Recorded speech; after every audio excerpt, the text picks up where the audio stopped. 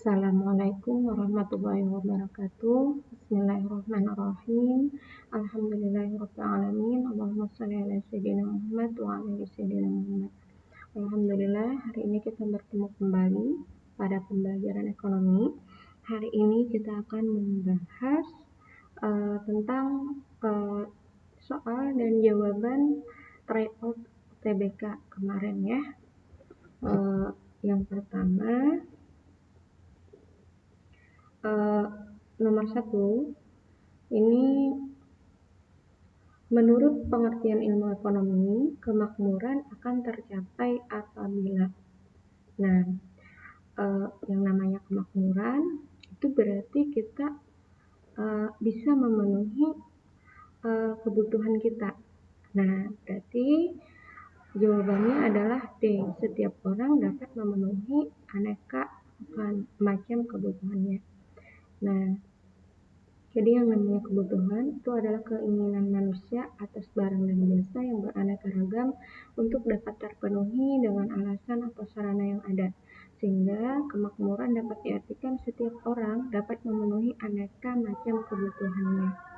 Ya. Jadi jawabannya D. Berikutnya,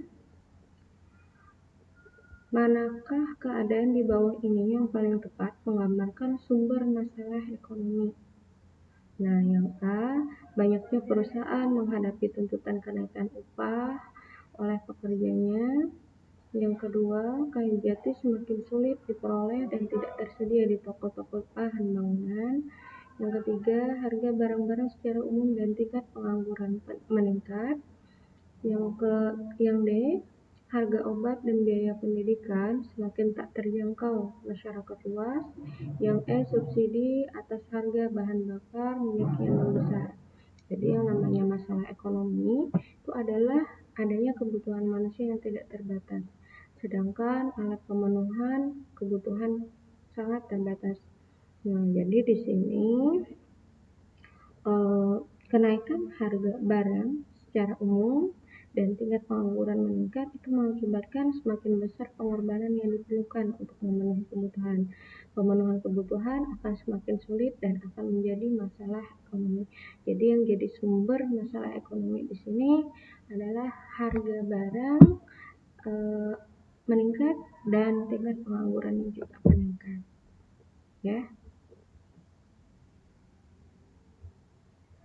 Berikutnya yang nomor 3, opportunity cost untuk suatu unit tambahan dari barang A dapat diartikan yang namanya opportunity cost itu adalah biaya peluang. Nah, kemarin sudah disampaikan yang namanya biaya peluang itu ketika kita memilih sesuatu ada hal yang kita korbankan. Berarti jawabannya adalah E, nilai barang-barang lain yang harus dikorbankan untuk barang A. Karena kita memilih barang A, ya. Next, kita ke pertanyaan berikutnya. Barang X dan barang Y mempunyai elastisitas silang yang positif, maka X dan Y termasuk barang. Nah, di sini yang namanya elastis silang yang positif itu dapat diartikan jika terjadi kenaikan harga barang X, maka harga barangnya juga naik. Nah, hal ini terjadi pada barang substitusi, barang pengganti.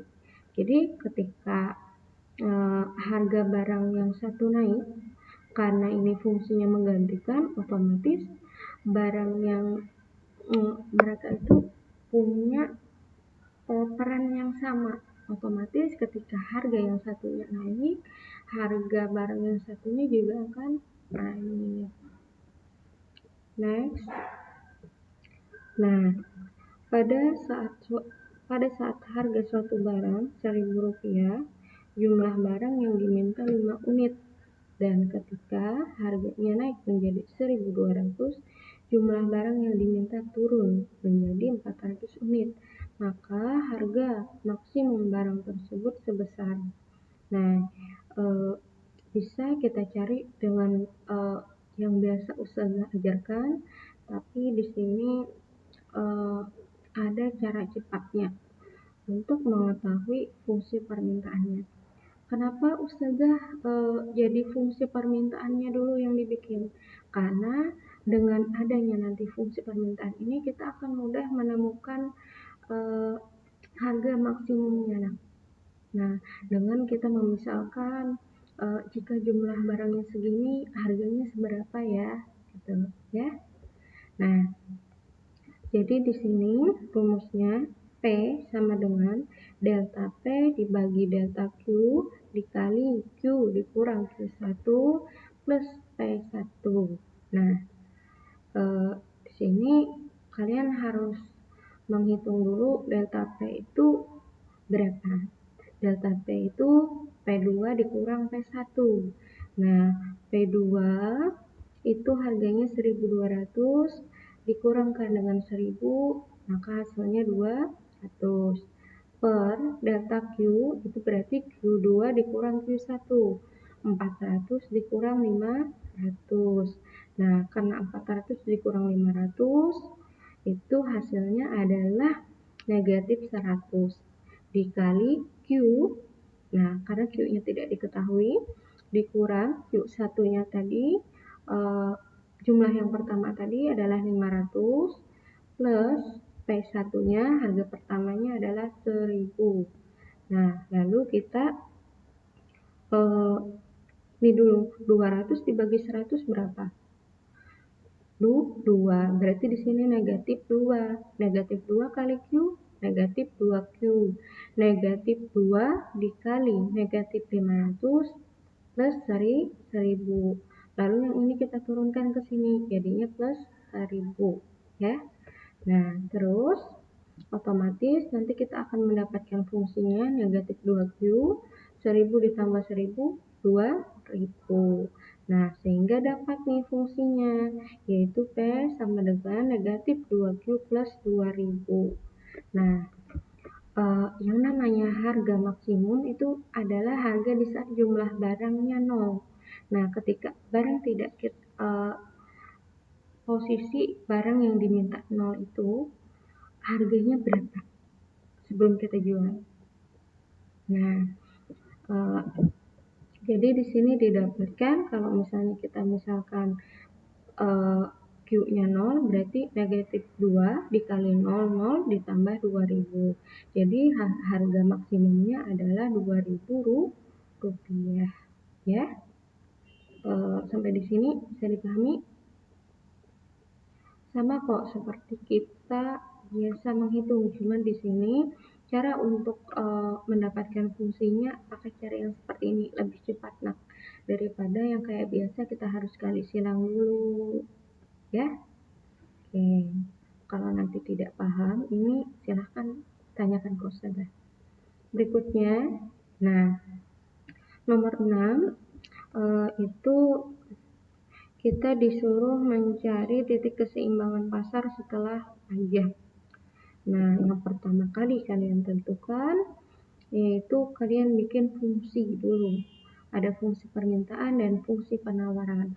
Karena yang namanya harga keseimbangan pasar itu keseimbangan dari permintaan dengan penawaran. Nah, jadi kita harus bikin fungsinya dulu. Di sini sama caranya seperti yang tadi. Didapatlah fungsinya yaitu PD sama dengan negatif 2Q plus 50.